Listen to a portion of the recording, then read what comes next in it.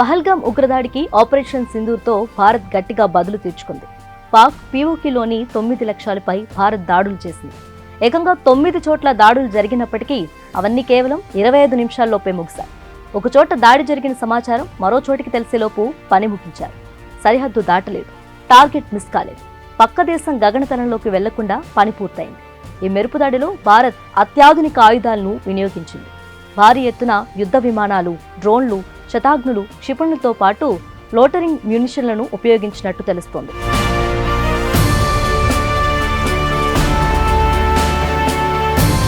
ఈ దాడిలో ఉపయోగించిన వాటిలో ప్రధానమైనవి రఫేల్ యుద్ధ విమానాలు.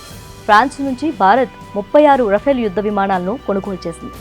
4.5 జనరేషన్ యుద్ధ విమానాల్లో ఇవి అత్యాధునికమైనవి. స్టెల్త్ విమానాలు కాకపోయినా వీటిలో కొన్ని స్టెల్త్ ఫీచర్లున్నాయి. శత్రు రాడర్ల కన్నుగప్పి చొచ్చుకెళ్లగలవు.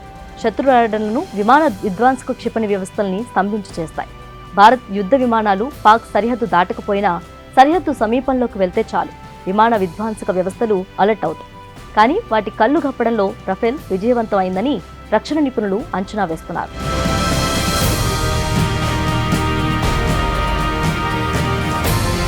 భారత్, రష్యా సంయుక్తంగా రూపొందించిన సూపర్సానిక్ క్రూజ్ క్షిపణి బ్రహ్మోస్ ధ్వని వేగానికి దాదాపు 3 రెట్ల వేగంతో ప్రయాణించి శత్రు భూభాగంపై అత్యంత ఖచ్చితత్వంతో దాడి చేయగలదు.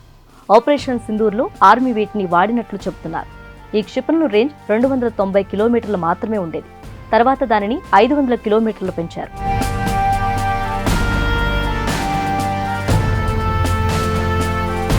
ఆపరేషన్ సింధూర్లో కమికాజే డ్రోన్లను కూడా వాడారు. అంటే ఎగిరే బాంబులు అని అర్థం.